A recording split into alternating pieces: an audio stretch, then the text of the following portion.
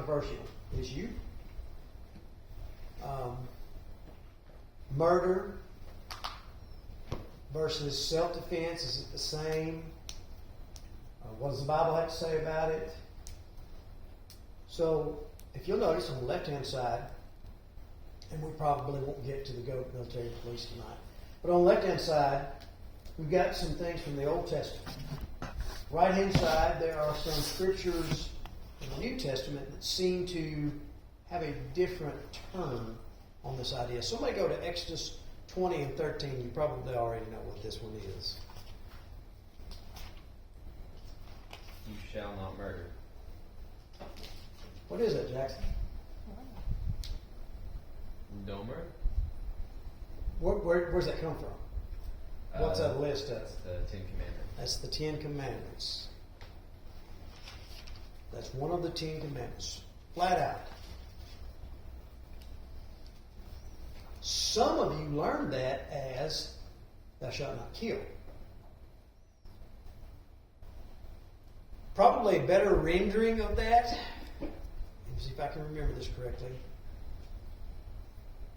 is you shall do no murder. And the word there is used for murder means to slay.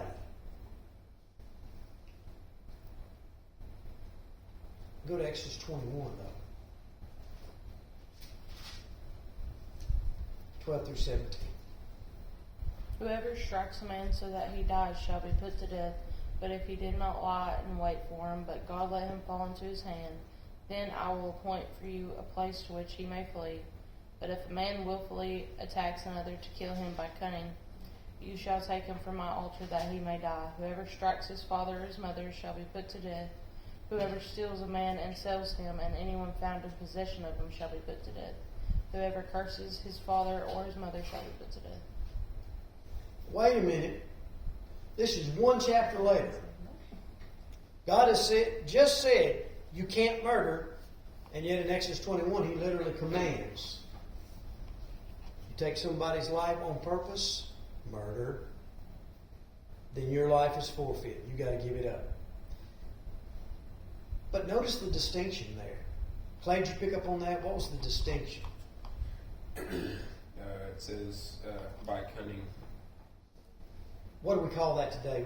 What's a big long word that's used in courts today? You've got it planned out. Predetermined. Predetermined. Premeditated. Premeditated. That means you took time to think on it, plan it out. It wasn't a spur of the moment where the heat of the moment there was a fight and you wound up killing somebody. That's what it was. That's the differences there. If it's premeditated, life for a life. If it's not, and he talked about refuge, we'll talk about that in just a minute. But there were other things that were not taking a life that were deserving of losing your life, of capital punishment. What were they? What were some of the others? Anybody? Cursing your father and mother, striking your father and mother. Put to death. You hit mom and dad? No, this is not talking about a little kid. This is talking about somebody who understands what they're doing when they do it.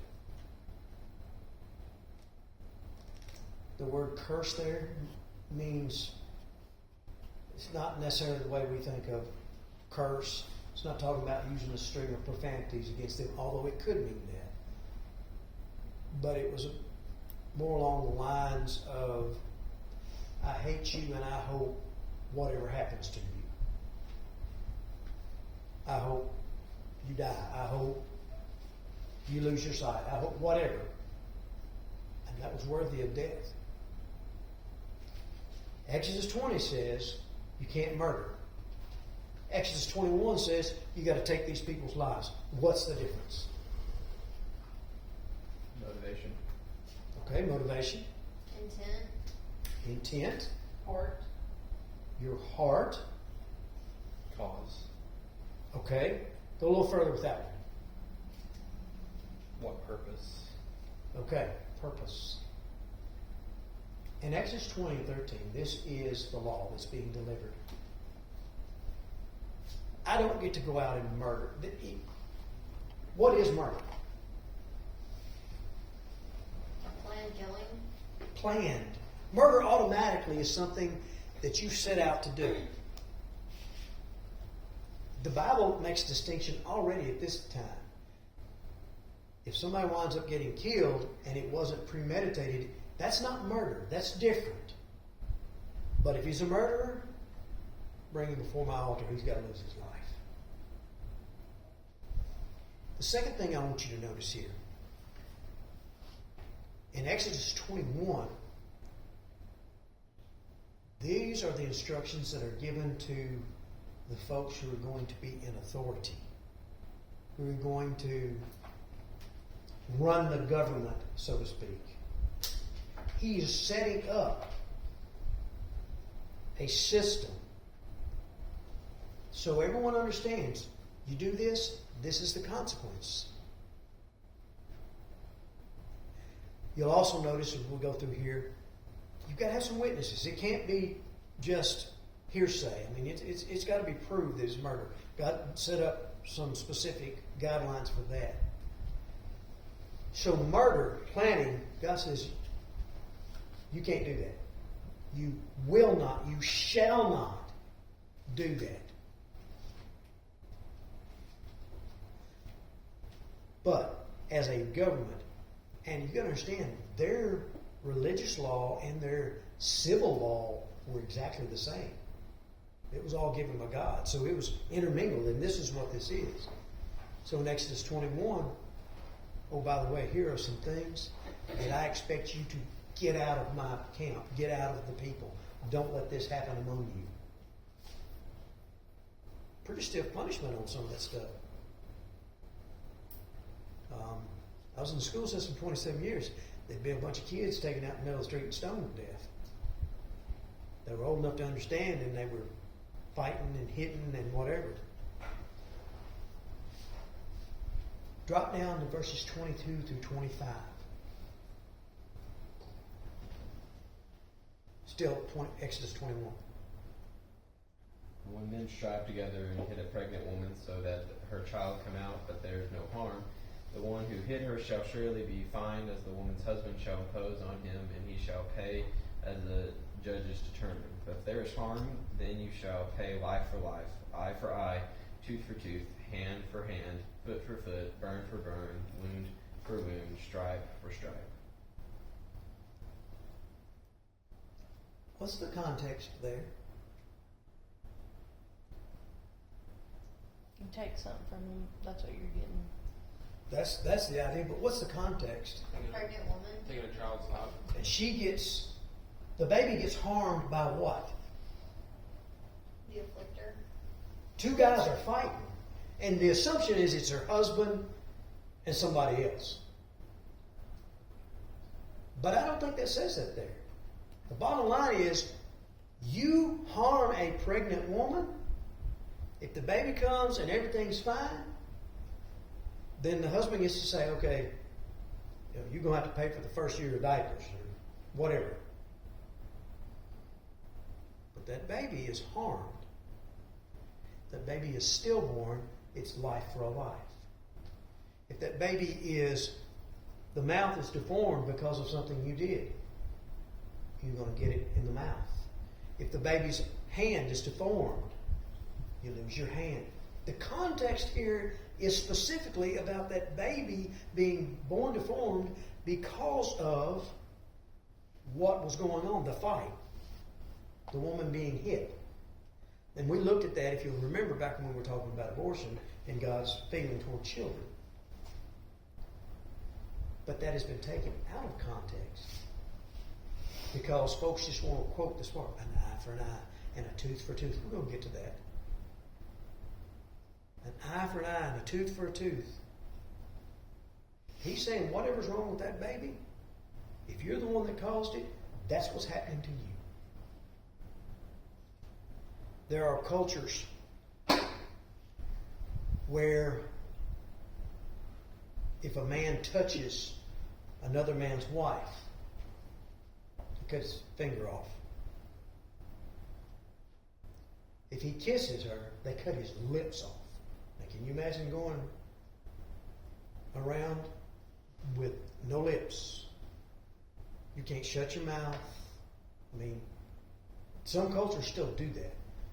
Over in the area where this right here started, go to 28 and 29. I'm gonna go back. All right. 13, Exodus says- 21:13. 21:13. But if he did not lie in wait for him, but God let him fall into his hand. And that's the thing, I mean, these people were sent into battle a lot of times. And so, you know, it didn't say do not, I mean, like you said, sometimes we're taught do not kill, but it's do not murder. And there's a little bit of pre-plan there because the fact that you're going into war, you're probably gonna kill somebody. But the fact is that God has sent us there and has allowed that to take place. I'm glad you went there because the context there, like you said, could also not necessarily doesn't always have to be war. Right, but There are provisions where if someone kills my son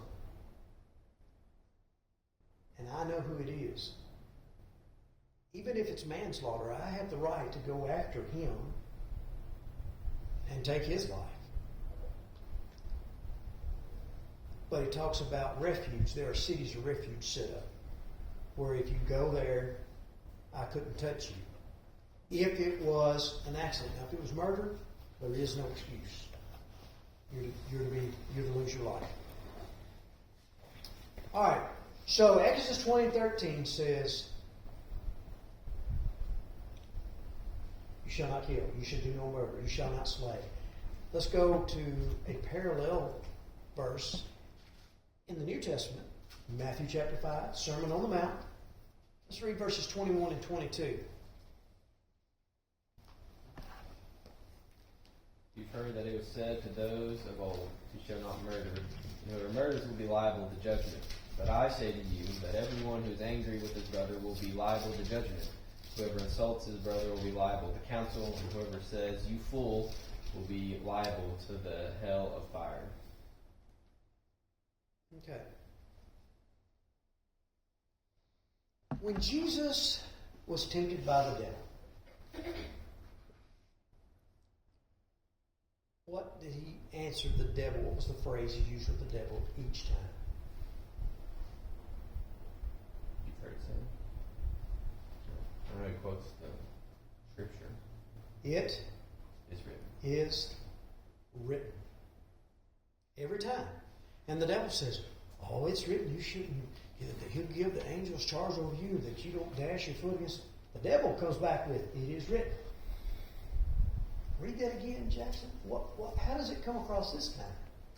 You've heard that it was said to those of old. Oh, wait a minute.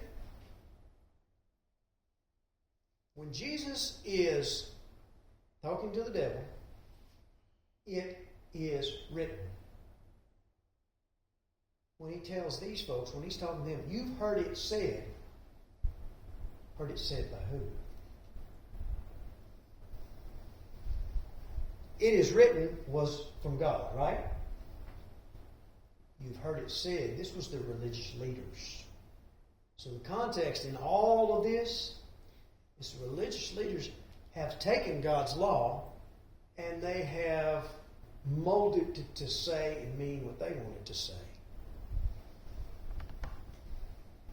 And what they had done, they had made it was pretty lax. You could get away with doing a lot of things. Because they would go back in that little section, they'd say eye for an eye and a tooth for a tooth. And that's the way they were teaching. Not in this situation, it's eye for eye, tooth for tooth, limb for limb. Hey. So, in the Old Testament, they're told not to murder. What does Jesus tell us here? Don't even be angry with them. pretty strong.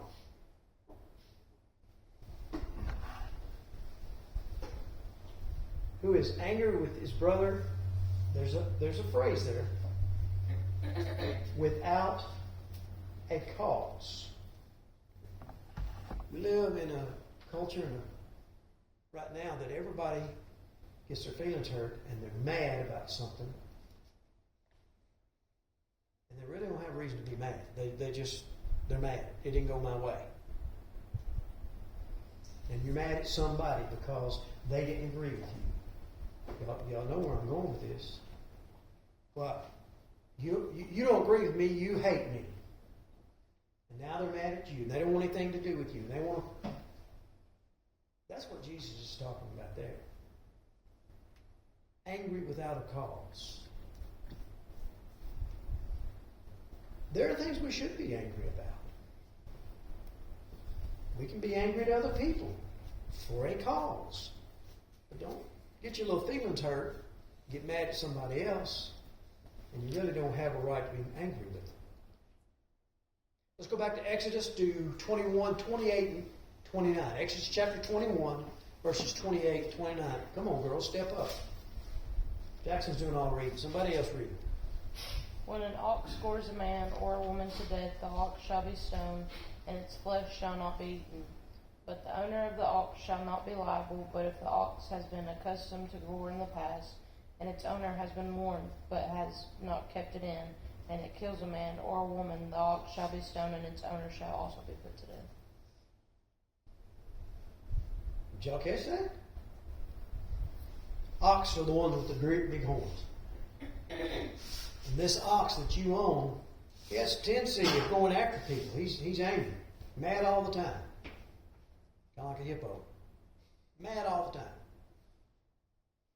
And he's went after people before, and you've been warned. Your ox is going to hurt somebody. You better keep him up. You better keep him tied to the implement if you're going to work him. If you're not working him, he needs to be put in a stall. You cannot let him roam free.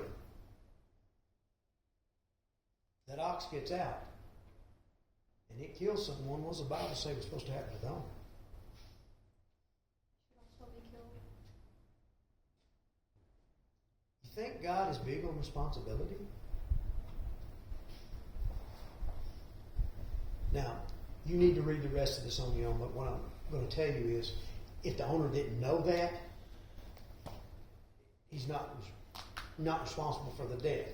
He should take care of the family, do whatever he can to help the family, but he doesn't have to give his life for it.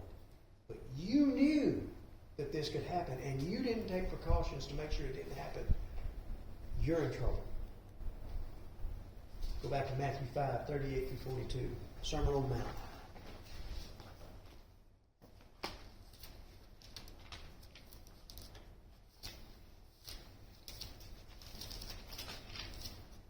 Here he goes again. You've heard it said, an eye for an eye, and a tooth for a tooth.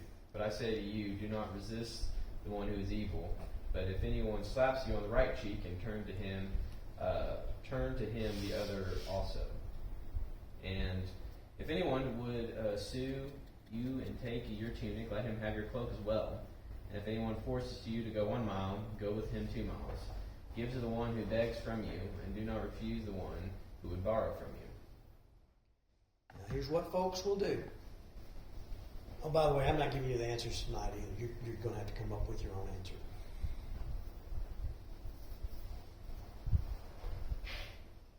Jesus literally says, you've heard it said.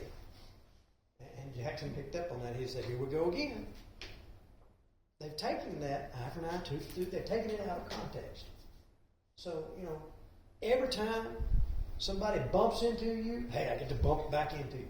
Can you imagine? It's like a bunch of third, fourth, fifth graders. Oh, you stepped on my shoe, I'm going to step on your shoe. You bumped into me, I'm going to bump into you. You looked at me wrong, I'm going to look at you wrong. And they've turned it into that. I walk by and slap you on the back to say hi, and I slap it just a little too hard. Well, turn your back here, I got to slap you back because you slapped me. Well, what do people generally do? If I slap, well, Jackson might be kind. Don't be kind, okay? Got it. If I slap Jackson on the back and I slap him just a little too hard, it stings. And you're going to get me back. How you going to slap me back? Probably pretty hard. Most of the time, just a little bit harder than I hit you. Well, then I'm like, now wait a minute. I didn't hit him that hard. So what do I want to do? I want to slap him back a little bit harder. What does it turn into? Slapping match. Yeah. Foolishness. That's what they had done to the law.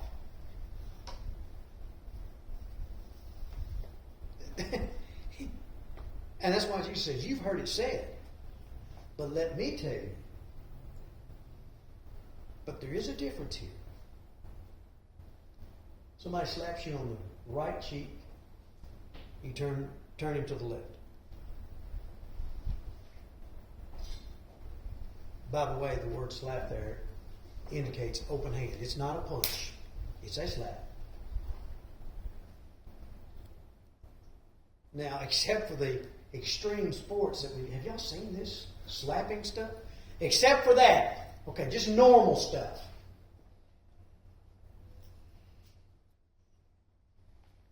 It was a tradition. It was a custom.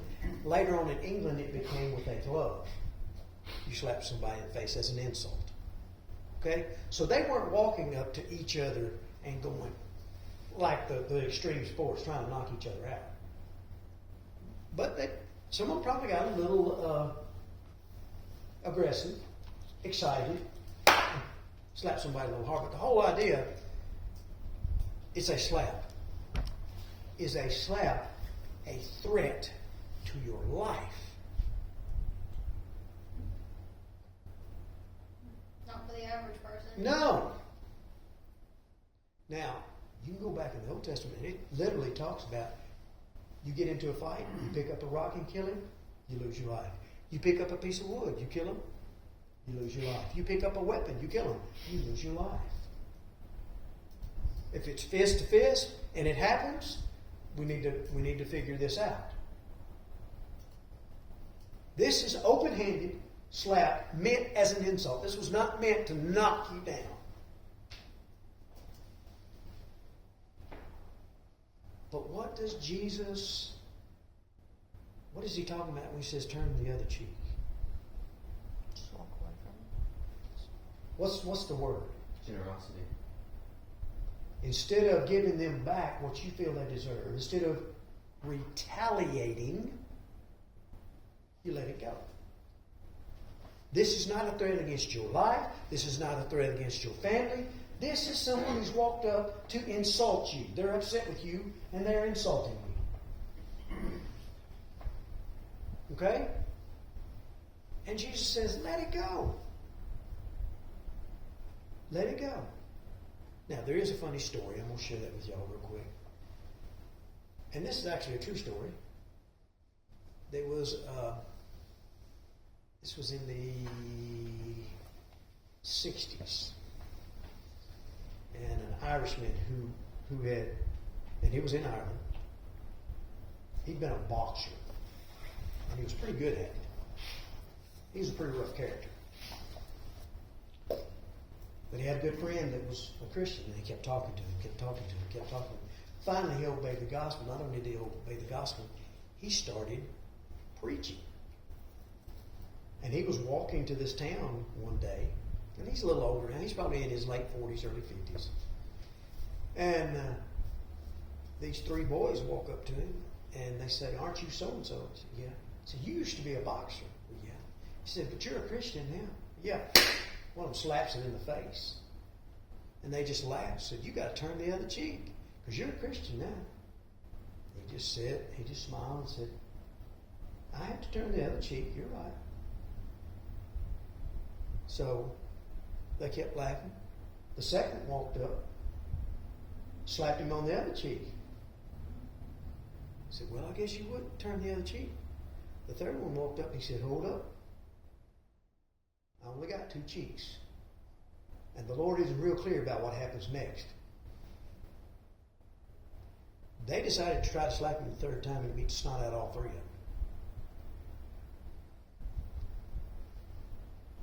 The idea was retaliation. I'm going to get you back. Let it go. But don't stand there and let somebody just beat you up. Oh, and by the way, as the story goes, they slapped him hard enough that, it left the handprint on the face and turned his neck and made him stumble. They were hitting him hard.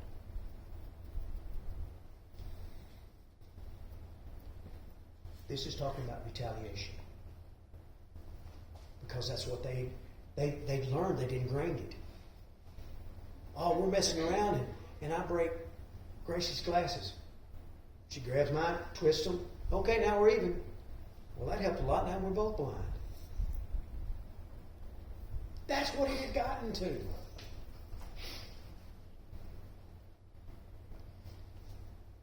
Let's go to Exodus 22, verse 2.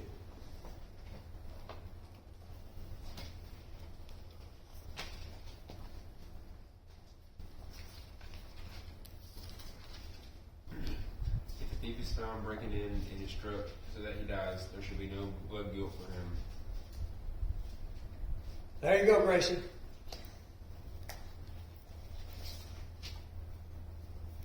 If he's breaking into your house,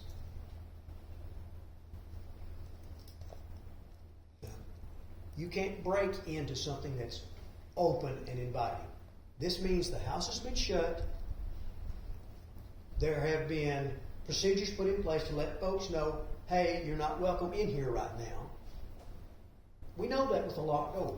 That's what a locked door says. You're not welcome. You may knock on the door, but you're not welcome to just walk in. The thief breaks in, the Bible says if you wind up striking him and he dies, that's all on him. But what you should be thinking right now is, Neil, that's Old Testament. That's the Old Testament law. We live under the New Testament. Okay? Let's go back to Sermon on the Mount. Matthew 5, verse 40.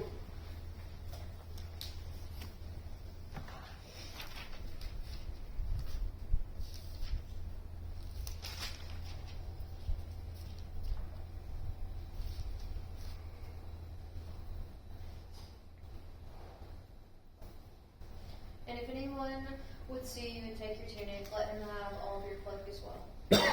Wait a minute, I can't let it. I can kill a thief breaking in, and now you're telling me if they want to take something of mine, I need to say, here, you can have this too. What's the difference? Don't y'all let me get away with this. Read closely. What's the difference?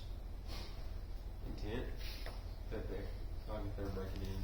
It's more of a aggressive matter rather than, That is a threat to you. What is verse 40? What's it talking about? Being sued. lawfully. You're being taken to law. Basically, okay, if you're being sued, just, it's not a threat to your life. Show kindness and mercy. You see but folks will take that verse and they'll try to refute, but they're not the same situation. Are y'all with me? If you don't agree with me, I don't talk. Somebody go to Luke 6:30. Give to everyone who begs from you, and from one who takes away your goods, do not demand them back. Oh, wait a minute. Now this time he did steal it. Go back, Clay. What was he doing the first time, though? The first time he was it was in like a harmful manner, aggressive manner. He's breaking in. The other time is he slipped in your barn and he stole your ox or whatever. Or you left something laying around and he just picked it up and walked off with it. Again, if y'all see that still on that retaliation deal, don't go after him. I I had a good buddy who, and I can't remember what it was he lost. It wasn't lost, it was taken out of his vehicle, and I can't. But it was worth some money at the time. And I heard this statement, and I thought, man, that's a pretty Christian attitude to have. He said, well, I guess they needed it worse than I did. No big deal.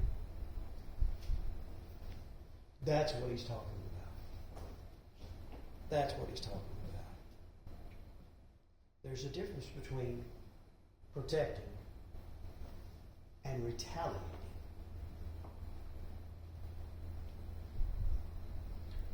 All right, let's see if we can get through this. Numbers 35, 9 through 28. We're not going to read all of that, obviously. It's just too much. So I want you to read it, because you may have some more things you want to talk about next week when you come back in. Numbers 35.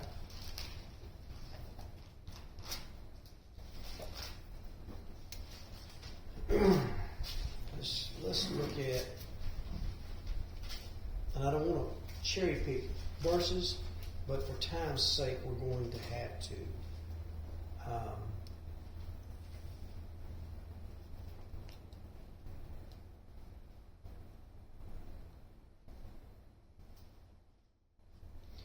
Verse 12. Somebody read verse 12. The city shall be for you a refuge from the anger, that the manslayer may not die until he stands before the congregation for judgment. What's the difference between manslaughter and murder? Aubrey's already defined murder for us. What is it again? Intent to kill. It's planned out, isn't it? Manslaughter is like they just, I don't want to say it like that, but they got in the way of what you were trying to do and ended up Okay. passing. Manslaughter could be an accident,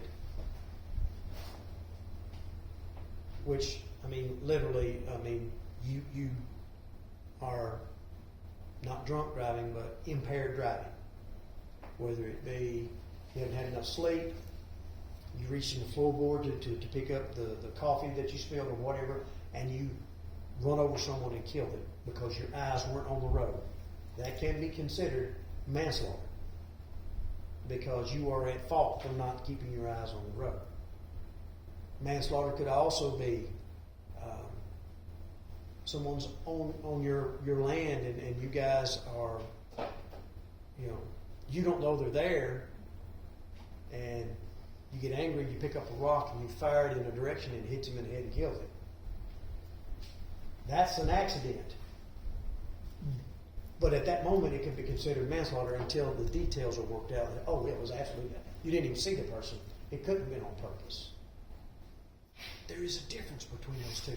And this idea right here was, remember that you killed my son. I have a right to come after you. But if you can get to that city of refuge, I can't touch you. Until the details can be figured out to make sure that it was an accident and you aren't a murderer. If you're a murderer, it's out.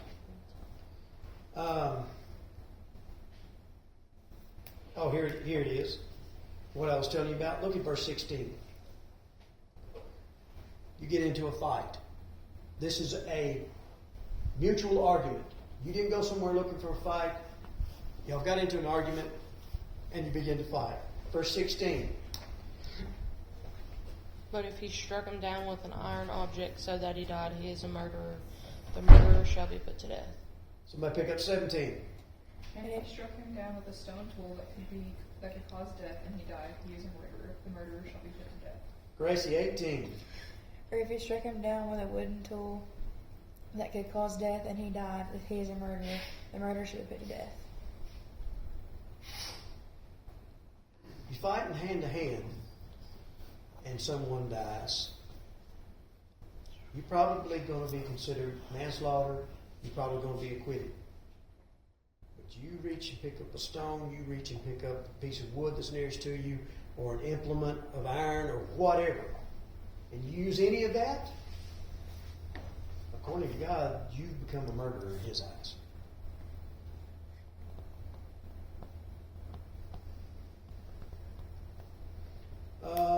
Let's see, there's more.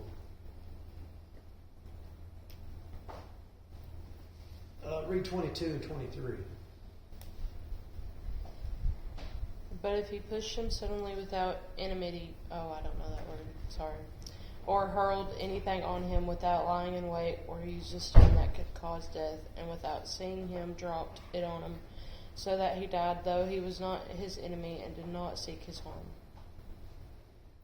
Accidents happen.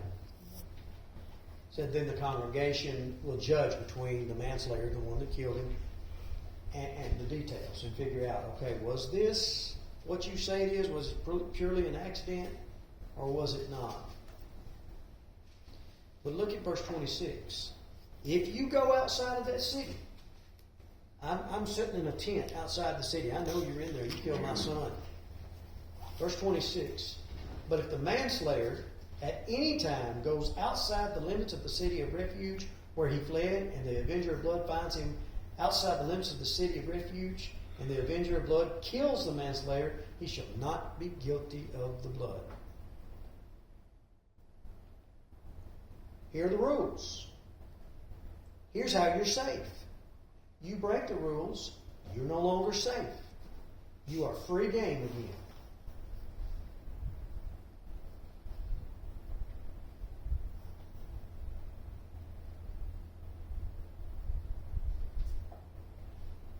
In verse 28 it says, because he should have remained in the city of refuge.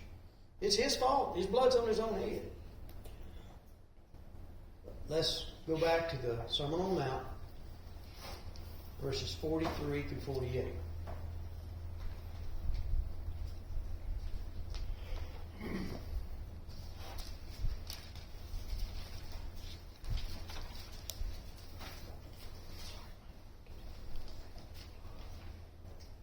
You've heard said that you shall love your neighbor and hate your enemy. But I say to you, love your enemies and pray for those who persecute you, so that you may be sons of your Father who is in heaven.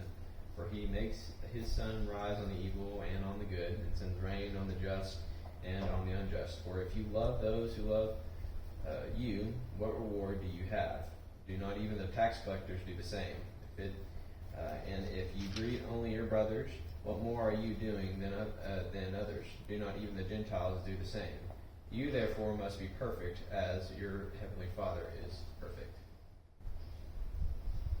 This follows, you've heard it said, an eye for an eye and a tooth for a tooth. This follows retaliation. This is in the same context. This is in the same speech. This is the same sermon talking about retaliation.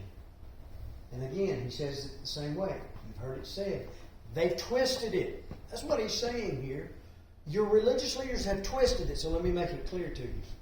Love your enemy. Quit trying to find a way to do evil things to your enemy.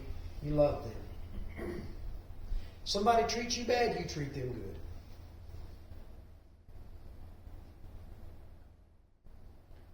Again, this is in the context of retaliation. You do something bad to me, I'm going to use the iron rule. I'm going to get you back. Oh, I guess that's not the iron rule. The iron rule is do unto others before they get a chance to do unto you.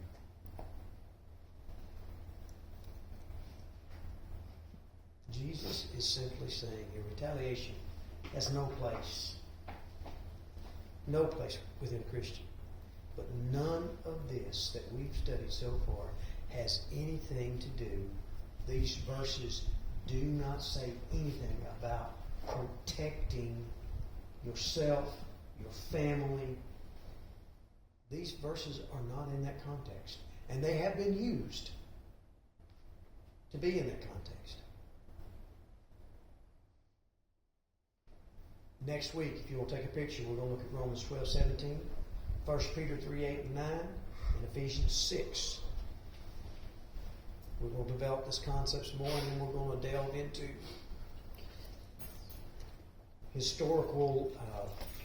some historical laws and what society has done and what was recognized even by the apostles. Questions? Comments? All right, if you will look at those scriptures before you come back, so we can have some common ground to start on. And if you read any of these, y'all are welcome to take a picture of that. You read any of these and you want to discuss them further, or you've had a thought that you didn't have tonight and you want to bring that up, please do. This is your class. Ask the questions, make the comments. Let's learn together. All right. About time for us to go.